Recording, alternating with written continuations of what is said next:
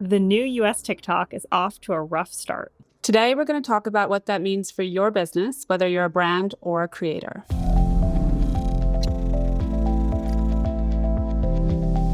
Hi, Jasmine. Hey, Kaya. We are both just back from Sundance Film Festival. It was the last time that it was held in Park City, Utah, which is so sad. We're going to fill you in on what you may have missed from the famous film festival.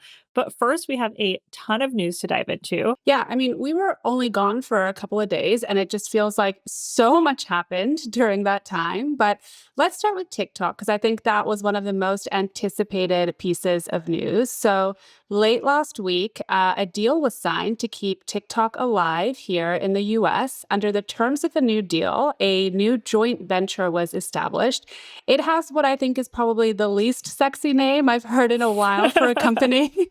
It's called TikTok USDS Joint Venture LLC. It is a mouthful to say, so I think we're going to probably keep just saying TikTok. But the main investors in the new US TikTok are Oracle, which has handled US data security for a long time through an initiative called Project Texas. There's also a private equity firm called Silver Lake and a United Arab Emirates-based company called MGX.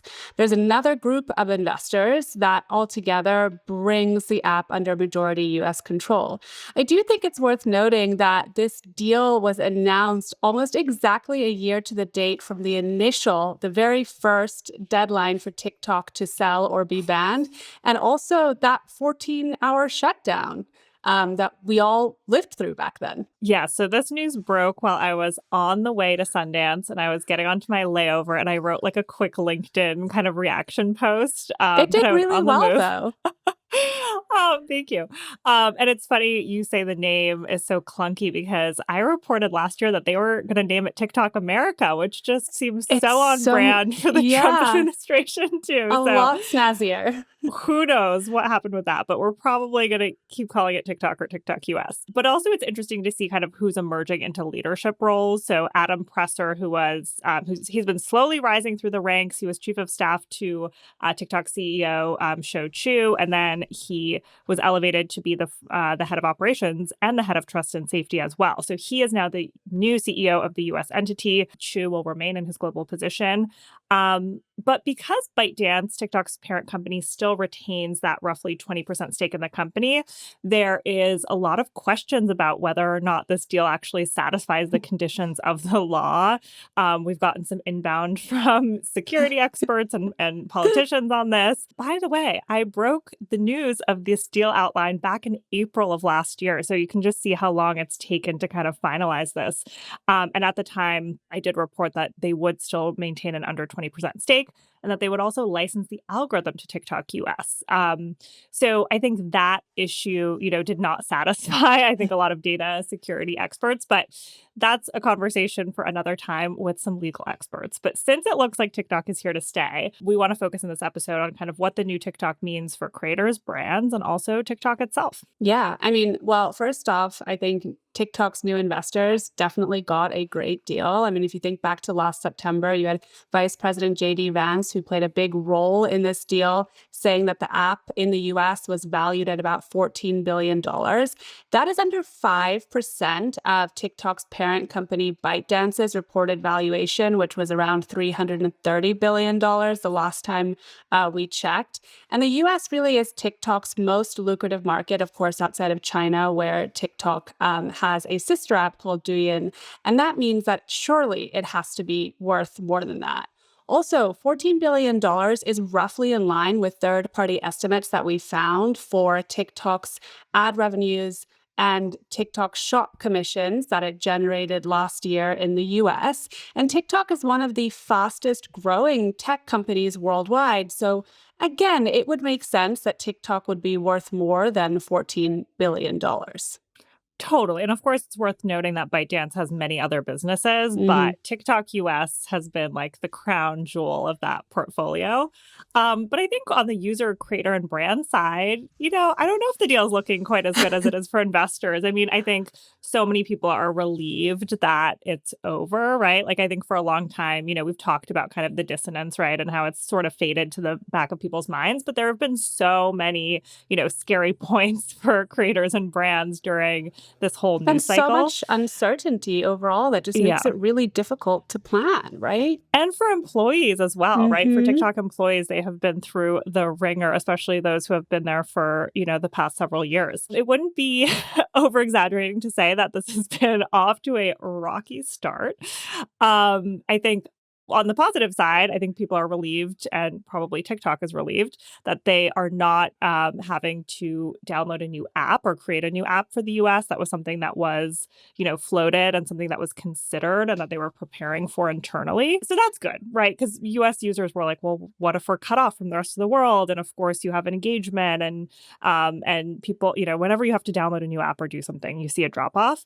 But under the terms of the new deal, the algorithm is going to be retrained on only US data. So there are a lot of questions there about what that means for, creators outside of the US and for users in the US as well. Like, is the content going to become more US centric? In the press release, they alluded to a global experience, but like the language is all really vague. So the big question is whether TikTok becomes less diverse and if it changes from kind of the current TikTok that people know and love. Yeah, and we already saw some signs that that might be happening over the weekend, right? There were a lot of creators who were reporting that, videos that they were uploading were getting 0 views, or that they, were getting an error message when they tried to upload them to the app. Then there were reports from other users who said that they were seeing really just generic content or the Mhm. same videos over and over again instead of, the personalized stream of videos that they're used to and what they love about TikTok.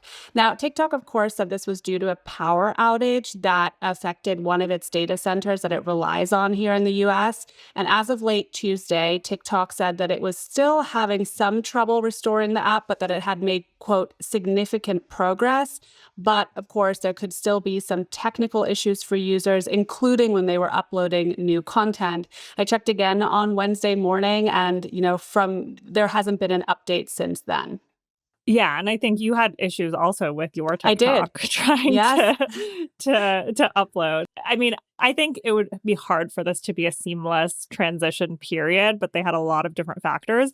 But even with those statements, I think users were not convinced. I think once a theory kind of catches on, people kind of lead into that narrative. But I think even before the deal was done, even if you think about when, TikTok went offline and then the push notifications thanking President Trump, and people were already kind of responding to that and were worried that a US only TikTok might become more, Trump friendly because he has been the one kind of orchestrating this deal and saying And he they would were save maybe looking TikTok. for signals about that too, right? Yeah, and I think more recently now, some users were voicing concerns that they felt like they were being censored after they were struggling to upload videos that were critical of the Trump administration and ICE and the huge immigration crackdown that's happening right now, especially because of several of TikTok's new investors, including Oracle, have ties to President Donald Trump. Oracle's co-founder, Larry Ellison, is very close with the president. So that coupled with concerns about TikTok's new data and privacy policies as part of this new app, all of that kind of caused its own storm for TikTok over the Mhm. weekend. People were pointing out that after the new version of the app launched, users in the US got a pop-up notification with the new terms. I think in particular, people were concerned about the precise location data. So instead of just approximate data, it does say it has your precise location. Users had to opt into that, but the language on the pop-up notification was kind of vague and confusing, as terms and conditions often are. So people were, some people said that they are just throwing in the towel and deleting the app. Of course, we'll see if they come back or what happens. But Sensor Tower noted a 150% increase in uninstalls in the 5 days after the TikTok deal compared to the 5 days before it. It's worth noting that a lot of of apps, collect precise location data, of course, like a Google Maps, right? It kind of has to know where you are. But most people rarely pay attention to kind of terms and conditions, unless, of course, there's a reason to and things blow up on social. TikTok did not have any comment about the terms of conditions update when we asked. I mean, I think perception is reality on social media, right? And this reminds me so much of, when Elon Musk took over Twitter and transformed it into X. It was a really big story that I was covering at the time. And people immediately started calling it a right-wing network. And other people were immediately saying that the app was now dead. And in some ways, of course, it was, it after some time, especially after he retired the brand Twitter and renamed it X. And it's also true, of course, that, the content did start shifting to the right. We also saw the rise of, conspiracy theories and other unsavory content when he loosened the content moderation guardrails. And we also saw that a lot of people, especially left-leaning users, started to leave the platform. But a lot of those changes didn't happen overnight. It just felt like they did, right? And if you flash forward to today, I mean, X still has somewhere around 400 to 500 million users worldwide. It's also still a place where, news is broken or where people go to share and find information, whether or not it's reputable. But I mean, like, for example, when we were looking to see whether the TikTok outage was over, we were going to TikTok USDS's new Yeah. Twitter account or X account, right? And that's where we were getting a lot of these updates. And so, this isn't totally unprecedented. I also think, that a lot of the challenges that we're seeing with TikTok's algorithm, meaning it's showing generic content or the same videos over and over again, are probably going to settle, right? As it starts to relearn what its users like. And it's also not in the best interests of TikTok's owners to really drive this thing to the ground, right?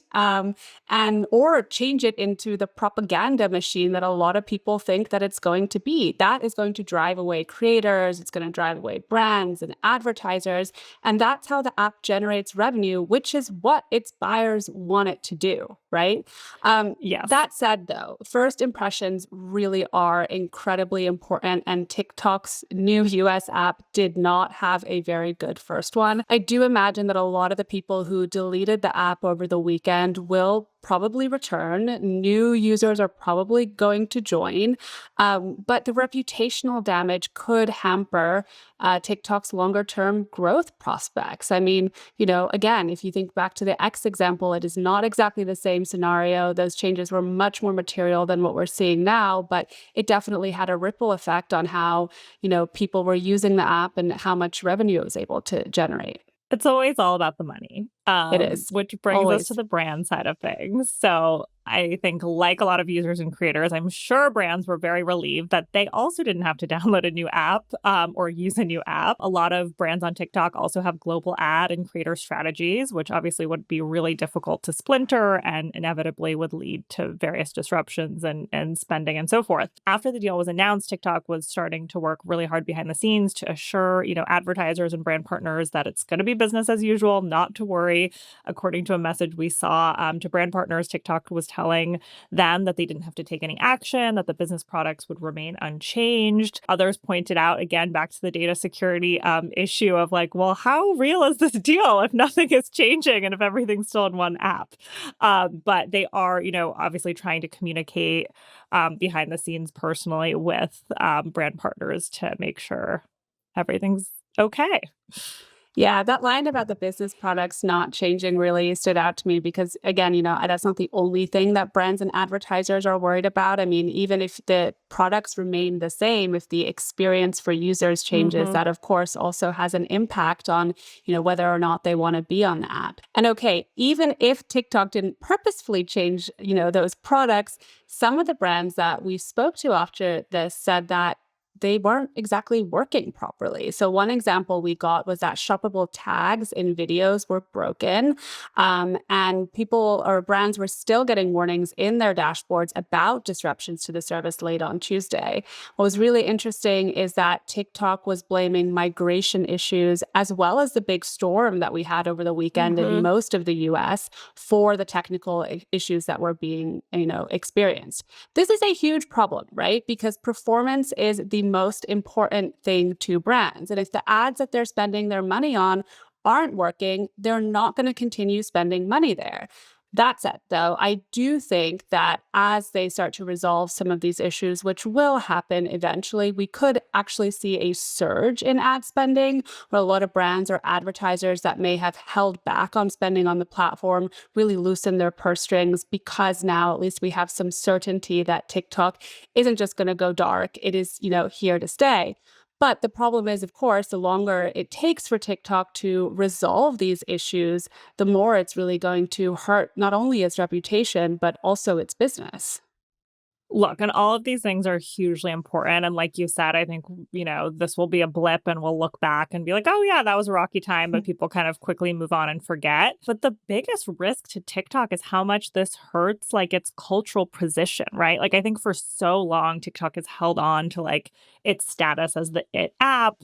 That's where it's driving culture. That's where trends are originating. New creators are coming from there. And that's a big reason, too, that brands leaned into the app so heavily, as well as creators, right? But even before, all of this past weekend's drama, it felt like TikTok was kind of starting to lose some of its hold over Americans, right? Like, people, of course, still spend a huge amount of time on the app. It's still hugely, relevant.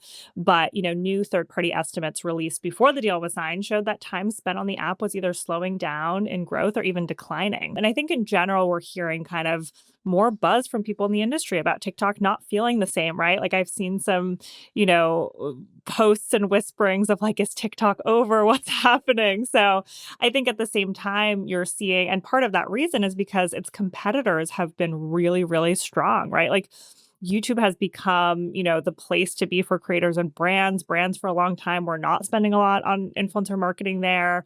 And they're kind of now frantically trying to figure out their strategies on the platform. I mean, if you think about YouTube, from its dominance on living room screens to, nabbing the Oscar rights, right? Like, all of this momentum is kind of going YouTube's way.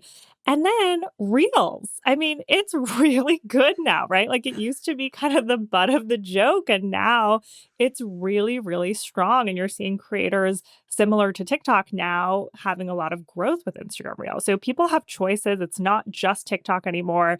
I think the other social apps have caught up, and that is probably the most existential threat that TikTok has. Totally. And the other thing I would point to is, the conditions that led to TikTok's sort of meteoric rise, like, just don't exist anymore. I mean, we were cooped up indoors during the pandemic, and, TikTok kind of burst onto the scene, and we had so much time on our hands and needed to be entertained, right? And I think also, on the creator side of things, it gave them such an easy entry point, Yep. at least relative to, the other platforms that existed at the time, into the creator economy. But our social media usage has shifted significantly since then. And you're right. I mean, Reels and YouTube really have emerged as big competitors. And I agree that a lot of the mood and the sentiment among users and brands and creators is really shifting towards YouTube. And YouTube is playing into that, right? I mean, how many times have we heard them say that they are the epicenter of culture over the Yeah. past couple of months? But anyway, this leads us really nicely into our next story, which we wrote about in today's newsletter, and it's about Instagram Reels, because about 5 years after it launched, it feels like it is finally part of the zeitgeist. I mean, people are talking about Reels the way that they, are talking about TikTok videos, and it just feels like it's finally having this moment in culture. Totally. And, I know you and I spend much more time Yes. on Reels than we do on TikTok. I mean, I think my personal TikTok usage has like plunged since, the depths of the pandemic. And I think a big reason is because you don't have the network effects on TikTok, right? Like, when I see someone I know on TikTok, I'm like, swipe away. Like, I do not want to see that.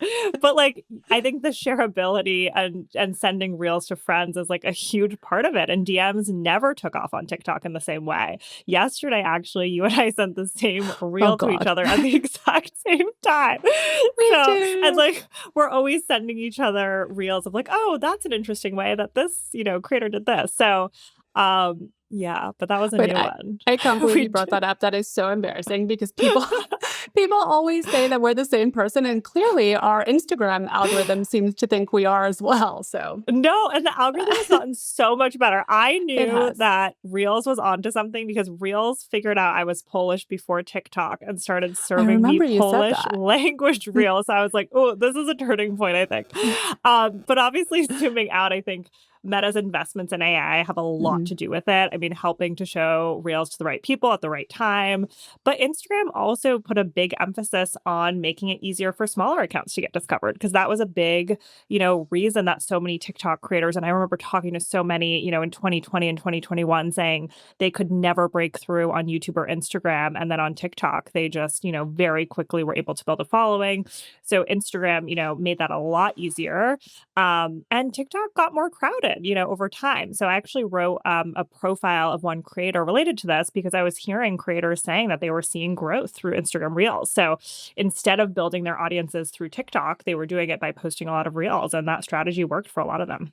Yeah, and I think it makes a ton of sense. You're right. I mean, Instagram did so much not only to catch up to TikTok, but really just to improve its service, right? And one of the products that I hear a lot of creators talking about is trial reels, which basically lets you post a reel and it goes out to non-followers before it goes onto your profile and to the people who follow you. And so that lets them know how that content is performing and whether or not they should put it on their profile. Honestly, I think we should probably try that too. Like Yeah. now as we're trying to build up our Instagram account because it is not easy, even coming up No. with ideas for reels is much harder than it might look. But I think what I find most interesting about this moment that reels is having is kind of the surprise, we're hearing among people because yes, like you said, I mean, reels has been the butt of the joke for a really long time. It was considered a place where you would just post your old TikToks, right? And especially for millennials, the joke was always that, you wouldn't watch TikToks, you would see them once they made it over to Yeah. Reels, right? I think a lot of that, is starting to change. But I do think it also meant that a lot of people thought that this was a bad business, and that isn't necessarily the case, right? No, I mean, it has an annual revenue run rate of over $50 billion. I mean, to be fair, that also includes Facebook Reels. And I know that Facebook Reels are not as relevant as Instagram Reels, but they are obviously Well, widely it watched by Facebook depends users. who's Yes, on the watching them. demographics. Yes. But I Yeah. mean, like culturally zeitgeisty, they're Yes. not. And I remember, I mean, even in the early days, Instagram was trying to do things to kind of shed that TikTok reputation, right? Like, remember early on, they said that they were going to not, recommend videos with the TikTok watermark. So I think all those moves over time helped creators actually create kind of reels first versus just repurposing.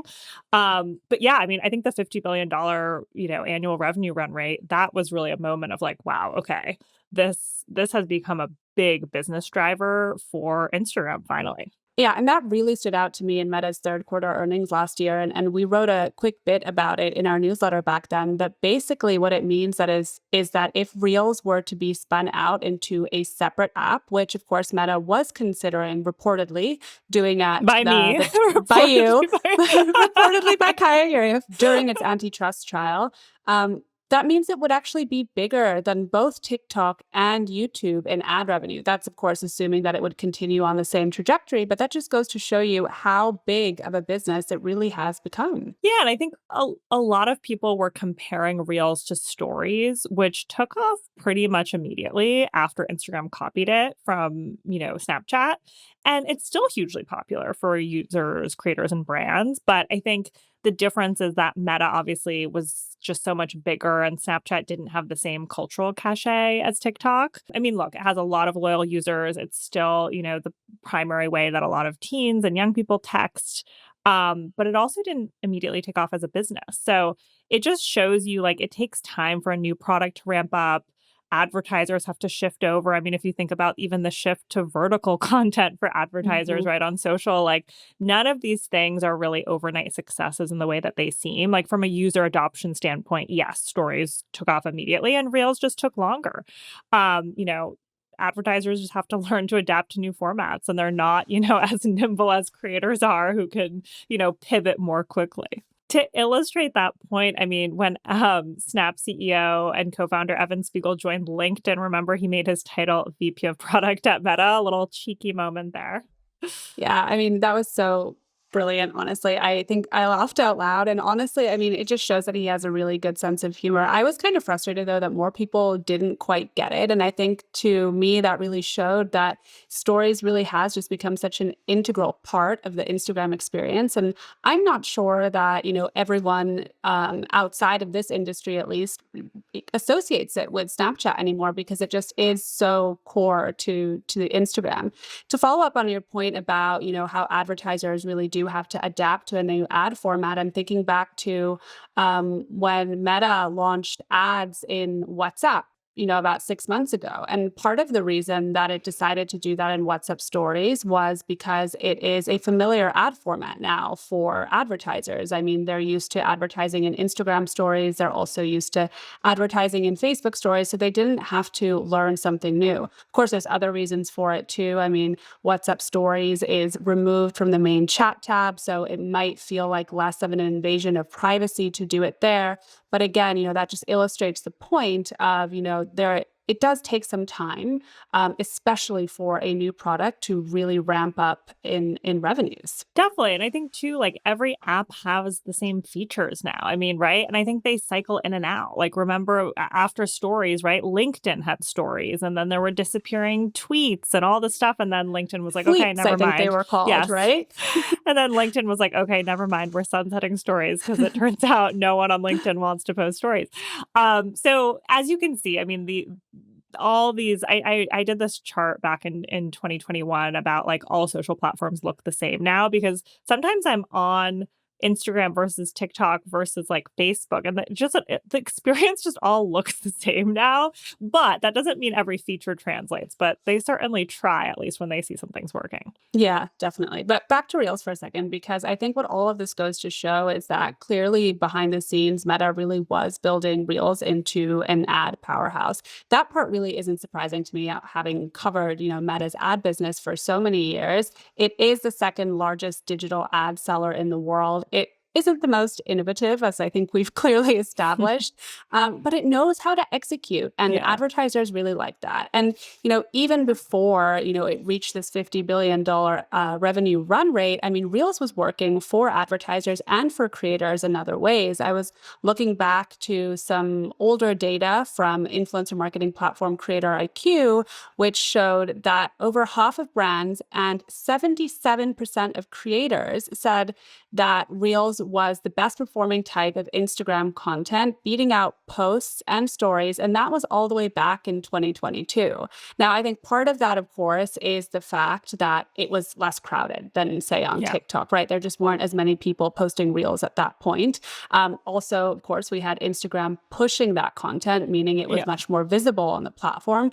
But it also means that people were engaging with Reels, even when they were saying that they didn't like them or, found them to be cheesy or whatever, insults they wanted to throw at them. And I think that kind of just speaks to more broadly something that we see in social media all the time, which is that what people say is not always aligned with how they behave. Yeah, and I think we should know that there is some evidence now that engagement on Reels has started to decline. I mean, I think that makes sense. And it's kind of true across the board for Instagram content because we've seen, I think a lot of it has to do with the fact that people are just engaging less publicly on feeds and more in DMs. I mean, yes, I'm sending Reels on DMs, but then it's like starting a conversation or whatever. So I think that obviously will help Reels retain its relevancy and time spent because it can look at those signals and kind of serve you more of those Reels. And, like we said, that is a big part that TikTok doesn't have. Like DMs really never took off.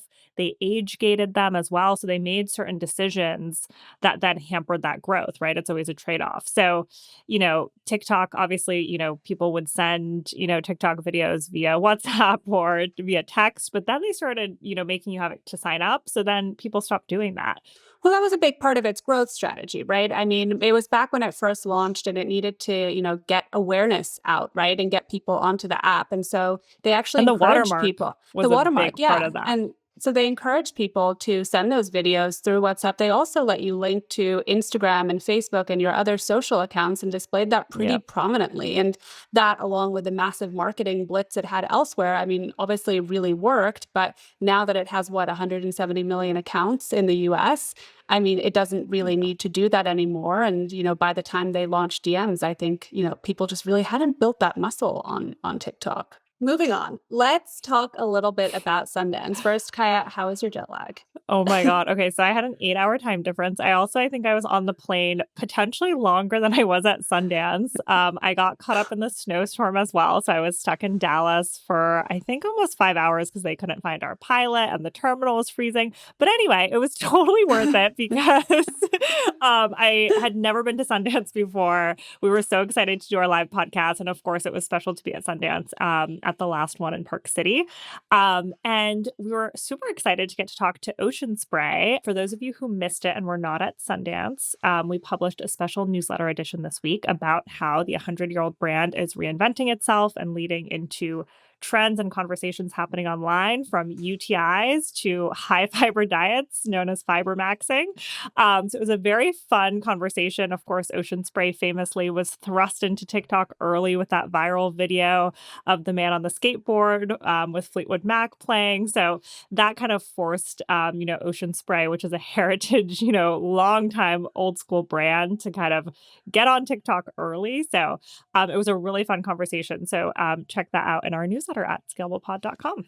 I have to say that talking about UTIs on stage in front of a crowd was definitely a first for me. No, I did not think. I also think it's really No. fun when brands get innovative like that. Like Yes. a lot of if you think about cranberries, right? What do you think of cranberries? Cranberry vodka and UTIs, right? And they're Mhm. leaning into that And instead of Christmas. trying.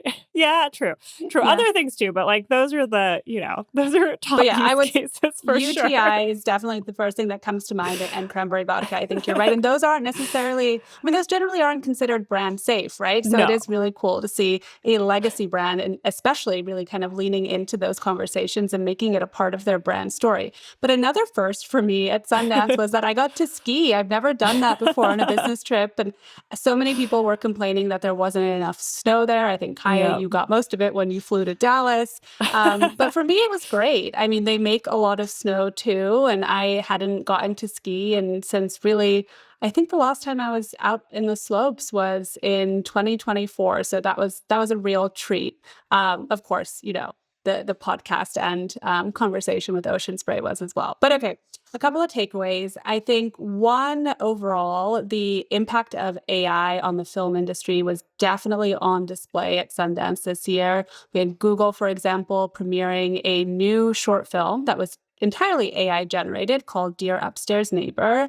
That follows a $2 million investment that Google.org, which is Google's philanthropic arm, made in the Sundance Institute to really help filmmakers and creators get more resources and education and training around AI. Obviously, there has been a huge amount of upheaval around AI in the film industry, including in Hollywood and including at Sundance in 2024, when there was a walkout from one of the films that was being screened after a couple of audience members had a big argument about AI. There were also a lot of creators at Sundance this year. TikTok brought 10 film-focused creators to the festival. Amelia de Goldenberg, who hosts Chicken Shop Date, which is a really fun series. She was also there. Taylor Swift's mom was there with Travis Kelce's mom, which was a huge highlight for me. I am so bummed I did not get to see them. But we were on Main Street. We could have seen them. But on Main Street, I did see Christopher Meloni. He plays Elliot Stabler in Law & Order SVU. And this was great because I'm probably one of the only New Yorkers who never saw Law & Order being filmed on the street when I lived there. I don't know, Kaya, did you? No, I lived there for 10 Never. years. And also, I did not see him because I was like busy buying something in a store. You were buying a hat. missed. Yes, I was buying a hat, a Sundance hat. But it was also interesting kind of walking up and down Main Street great to kind of see who was and wasn't there. I mean, TikTok obviously had a presence, but also announced some ad products that were aimed at entertainment companies. But none of the big social platforms had big activations on Main Street. Instead, it was companies like Adobe, Dropbox, Canon, right? All these companies that, of course, intersect with the film industry and creative industries. And Acura, the car company, Mm. had like a huge, huge activation. UTA also had UTA House, which it's had for a long time, and they had celebrities do panels. There weren't any AI related protests this year. Um, but a lot of the big movie stars who were there used the moment to voice their support for anti-ICE protesters. News of Alex Preddy's killing broke during the festival. We got the push alert while we were there. There was a protest organized for last Sunday called Sundancers Melt Ice, and Natalie Portman wore an anti-ICE pin and told Deadline in an interview from Sundance, quote, "What's going on in this country right now is absolutely horrific. What the federal government, Trump's government, Kristi Noem ICE, what they're doing is really the worst of humanity." Olivia Wilde, Elijah Wood were some of the other celebrities that spoke out against ICE during the festival. Yeah, and I think this shows just how much what's happening in Minnesota with ICE really just has lit up the entire country and creators too, right? We saw both Alex Cooper and Alex Earl post about it on social media this week. Earl reposted a post about Preddy, which said that he died defending a fellow citizen from ICE aggression. Alex Cooper was even more blunt. She wrote F word ICE. And neither of these creators typically post about politics. I mean, Cooper did have former Vice President Kamala Harris on her podcast, but engaging in politics is not common for either of them. And even with that Harris podcast, like she stopped short of endorsing her, right? And she just had Michelle Obama on as well. So maybe she is like slowly dabbling kind of more with politics. But when I saw the Alex Earl post, I kind of stopped in my tracks for a moment because, you know, I think so many of these big creators for a long time have debated, how much to share about politics. There's so many concerns, right, about the ramifications of that, alienating followers, getting shadow banned, having brands not want to work with you. And I think what's so interesting about this moment is that, yes, some of these big names, but also really apolitical, totally non-political accounts and creators are speaking out too. The Verge, did some very in-depth mining of the internet and found, an account, a duck account on TikTok, right? Another account dedicated to gravestones in New England, right? Like all of these creators are pausing, their existing content to write, at time, like the gravestones in New England post was very long saying, this is not normally what we post about, but like, this is why we want to say something. It was also interesting to kind of see some backlash on social media against people, people were criticized for, posting about the assassination of right-wing influencer Charlie Kirk, but not about Preddy.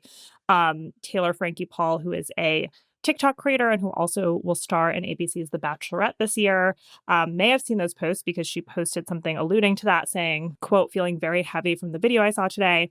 My heart goes out to Alex Preddy's family. It's been weighing on me just like the day I watched Charlie Kirk's video. Both were devastating to watch. Both are not okay." So I think a lot of creators have been rethinking the role politics and current events play in their work. And we've seen this time and time again, right? With Israel, Gaza, the Ukraine war, the pandemic, right? And I think since the pandemic, more of them have felt comfortable using their big followings and platforms to, promote vaccines, to throw their support behind BLM or even back presidential candidates. But still, many of them have been holdouts and are worried to go too far. Yeah, and it makes a lot of sense, right? I mean, I think a lot of the hesitancy that creators have felt around engaging in politics or speaking out on social issues is that they're worried about maybe alienating or losing their followers, also potentially losing reach on platforms. I mean, I know anecdotally there have been a lot of creators who have said that their stories, for example, on Instagram have been blocked, right? And then, also losing brand deals, right? I mean, Yeah.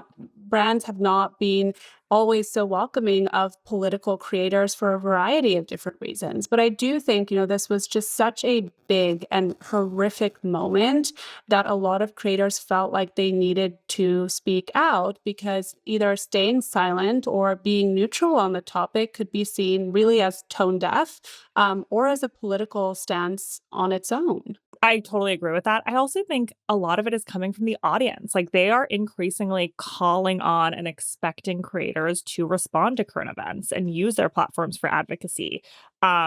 Social media and creators have become such important news sources, and people want to know, what creators think about these topics and to help them make sense of it all and also feel like they're, being seen and heard. So the demand is also coming from audiences as well as creators' own volition to do this. I mean, I remember talking to creators about this during the Biden Trump presidential campaigning.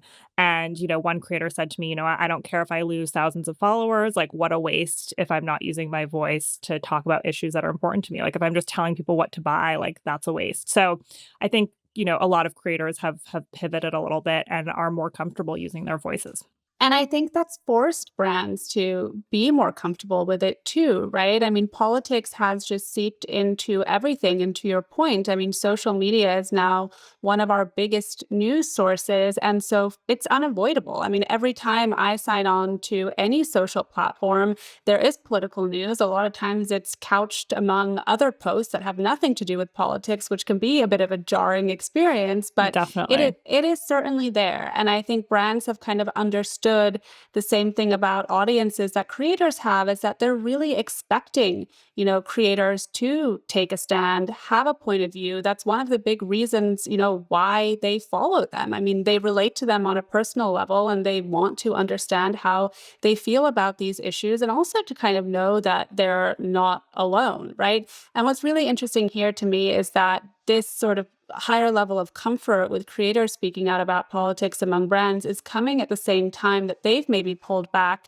a little bit in, political messaging in their own advertisements. I mean, there was a time when you saw brands really having these massive, splashy campaigns around things like Black Lives Matter. And you certainly still have some brands that are doing that. I mean, Gap is a good example. Dove has always, had campaigns that promote diversity and, sort of other social topics, but we have seen them kind of walk a little bit back on some of those types of activations. I would just add too, it'll be interesting to look back and see if this was a turning point. Like you and I sort of had this debate a little bit, like, is this a turning point or is this just such a horrific event that creators just had to say something? So it will be interesting to see if, some of these creators who spoke out about Alex Pretty's killing will, be more vocal in the coming weeks, days, years, right, on these issues. And it'll be interesting too around the midterm elections to see, how things have shifted and how both Republicans and Democrats activate creators. Yeah, I mean, I've been thinking about that since we had our little debate a couple of days ago about this. And I think maybe, on the left, it may be the beginning of a turning point in the sense that, we now have so much momentum from other parts of the industry too. I mean, we talked on this podcast about And Media, which is a new fund to support left-leaning creators. And I think, one of the ways in which this might work for the left is finally having, big voices that are willing to take a stand, have a point of view, and aren't afraid to express it, which we really haven't seen before. And, Alex Which the Cooper, right is very good which at the right doing. is Yeah. very good at doing. And Alex Cooper and Alex Earl are two very, very big names that could potentially push this over the edge. On the other hand, it really just is such a horrific moment that, again, it makes sense. And, I feel like a lot of people just felt like they had to speak out. And it's hard to know right now how long this will last. Moving on from politics, here is what else is going on in the creator economy. Tech earnings season has officially kicked off with Netflix reporting earnings last week and Meta reporting yesterday. We will do a full wrap of our earnings takeaways once we have all the numbers. But here's what we found interesting from Netflix. On a call with analysts, Netflix co-CEO Ted Sarandos again acknowledged the competition it faces with YouTube. We all compete with them in every dimension for talent, for ad dollars, for subscription ad dollars, and for attention. Of course, that is not a new refrain. They have been name dropping YouTube over the past few quarters, but they didn't end there. In its letter to shareholders, Netflix also directly called out Instagram, which recently brought Reels to TVs, as a competitor. So Netflix has long stressed the competition it faces from YouTube and social media in general for attention, but name dropping Instagram has been relatively rare to hear from the company. So that was super interesting this quarter. Yeah, definitely. And I think what made it even more interesting is that one day after earnings and those comments by Ted Sarandos, Netflix also announced a new reality show with social media it girl Alex Earl. And that series will premiere this year, and it's going to follow her as she navigates her life and business after college. In case you had missed it, 1 week before that, Earl also launched a new interview series on YouTube called Get Real With Me. That show plays off of the Get Ready With Me videos that really made her famous on TikTok and Instagram. Her first guest is actually Jake Shane, who hosts a podcast called Therapist. And he actually now also has a Netflix deal that was announced around the same time. So you can, again, just see how much competition there really is there for creators who are active across all of these different platforms.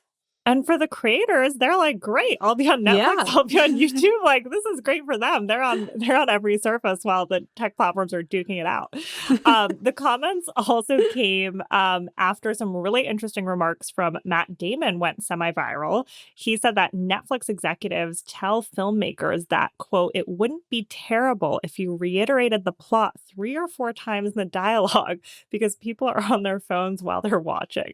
So he made this comment while he was promoting his new Netflix movie with Ben Affleck on the Joe Rogan show. So it seems like Netflix is trying to bet that Earl and a slew of these new creator podcast deals could help change that. Although maybe people will still be watching Alex Earl's show while on TikTok. That's probably more realistic what will happen.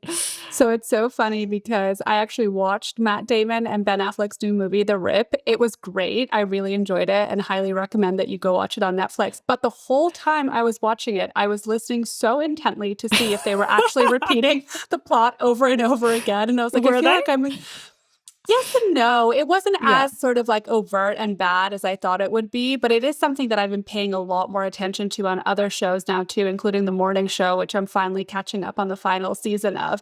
I don't want to infect you with this because it does change the experience of watching TV shows, but it is really interesting. I think, my big question though, with all of these big deals that have been announced over the past couple of weeks, like how long can this really last? Because right now, it just seems like almost every big creator that makes content that's actually suitable for TV has a deal with a streamer or studio now. I mean, even Darman announced a deal with Fox Entertainment for 40 new microdramas just a couple of days ago. So who's left, right? I mean, just off the top of my head, I can think of Michelle Carey, Good Good Golf. I mean, there really aren't all that many left. And also, they're one thing I'll add is like they're double dipping. Like Darman has the Samsung TV deal. Now he has Fox Entertainment. So maybe it's just that creators will expand the number of these top creators will just keep expanding the number of deals they're doing with different entertainment properties. Totally. And speaking of TV, Substack is actually the latest company that has launched a TV app. I have to say that we did not see this one coming, No. but no.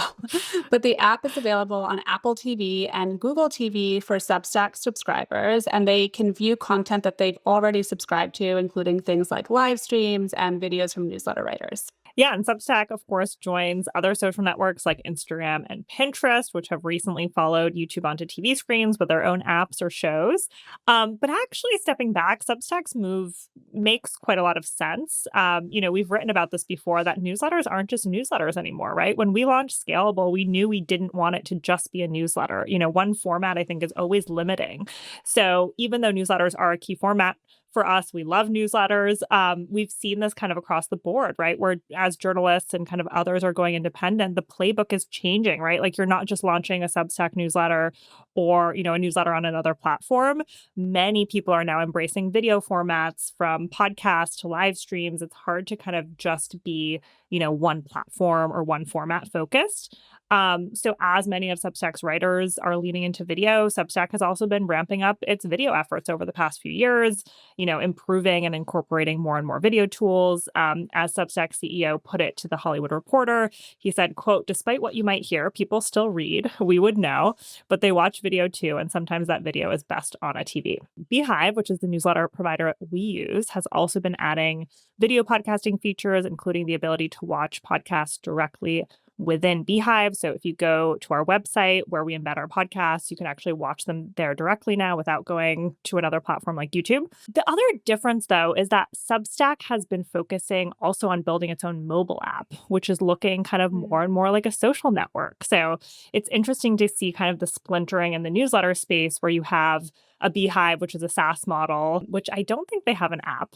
But, Substack is really focusing kind of on this mobile app, social connections, network effects. And, as the social networks are chasing each other, it makes sense that Substack would try to throw its hat in the ring too. Yeah, and I mean, I think the comparison to Beehive is such a good one because I think a big part of this too is that Substack finally has, real competition within the newsletter space, right? I mean, there was a report out by Reuters not too long ago that I was actually quoted in that said that Beehive expects to nearly double its annual revenue to $50 million this year, and that the platform has over 40,000 monthly active users and nearly 15,000 paid subscribers. So that is really massive growth and shows that it is a formidable competitor to Substack, which really has been number one in the newsletter space now.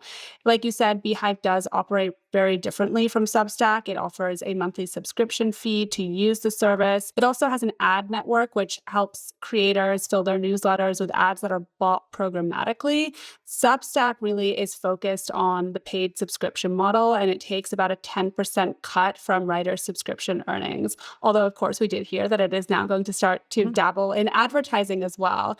I think another key difference and something that, was really important to us when we were launching Scalable is that Beehive is a lot more customizable than Substack is. I think, all Substacks look alike. They look very similar, and that is fantastic. They look the same. I'm sorry. They look the same. Yeah, they do. They do. I mean, but that is really good for Substack's brand, right? I mean, when you think about newsletters, you think about Substack. That's the number it's one. synonymous. It's like Uber, exactly, right? Exactly. And it's the first thing that pops into your head. But I think for us, because we weren't just launching a newsletter, we really are launching a media company. We wanted our brand to be front and center. We wanted to have the same look and feel across all the different properties, whether that's our newsletter, our website, our podcast, and whatever else we might have coming up in the future. But Beehive, of course, is not Substack's only competitor. There's also Kit, formerly known as ConvertKit. That has also expanded beyond email marketing and newsletters, and it allows creators now to sell things like digital products. I don't necessarily think that Beehive and Kit are going to get into the TV app space anytime soon. I mean, they really are just very different services than Substack.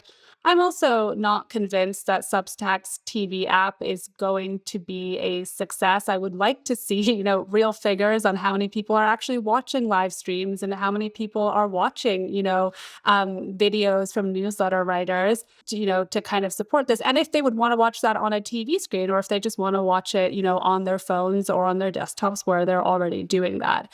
We are, however, waiting on TikTok's new TV app, and maybe that'll come sooner rather than later now that its future is secure. A major lawsuit to keep an eye on. A 20-year-old girl from Chico, California, claims her social media addiction led to depression and suicidal thoughts. The case, which went to trial this week, is against Meta and YouTube. Snap recently agreed to a settlement in the case, and just hours before jury selection was going to begin, TikTok also settled. So Meta and YouTube are left. This case is important to pay attention to because it's the first in a series of cases expected to go to trial this year, which for the first time will test whether social apps can be held liable for harming young people's mental health through their product design, which critics say is designed to be addictive. There are many other similar cases to these, including from families, schools, and attorneys general. Of course, not all will go to trial, but the decision in this case is likely to have a ripple effect. Yeah, it just feels like we're kind of finally in this moment now where the impact of social media on young people is really just having a moment. I mean, I think it has been building for a while, starting with the Surgeon General's warning back in 2024 about the negative effects that social media has on the mental health of young people. But the law moves really slowly, and it just finally feels like it's really got that momentum. I mean, back in December, Australia passed its social media ban for users under 16. And at the time, we said that that would be a test case for how this might play out in other countries around the world. Now you have France voting to ban social media usage for those under 15 years old, for example. Separately, there's also a group of parents, British parents, who are currently suing TikTok in the US. They're claiming that their children died while attempting a blackout challenge on the app. TikTok, of course, has pushed back on that. And then you have the YouTube CEO, Neil Mohan, who outlined in his annual letter how youth safety online is going to be a key priority for this year. I mean, his annual letter is a big moment for the creator economy and social media every year, and really helps define, how the year might shape out. Where all of this is going to me, though, is, kind of an open question, right? But it is certainly positive just to see so much momentum around protecting young people online. My other big question is, though, what about AI and youth safety, right? I mean, I think we're starting to see signs of it becoming more of a theme. Some of the proposed social media bans, like the one in Denmark, for example, include AI chatbots. We also saw the FTC launch an inquiry into how these AI chatbots kind of impact teens and kids. But if, what's going on in terms of social media and youth safety is any indication, it's going to be a while before we start to see any sort of real regulation or laws around that too. Totally. And so far, we've seen, Character AI and Meta start limiting chatbot use for teens. So we're starting to see some movement there, but agree. I mean, it's taken a long, long time to get here. I mean, decades since social media really started. Well, that is all the news we have for you this week. So we will see you back here next Thursday.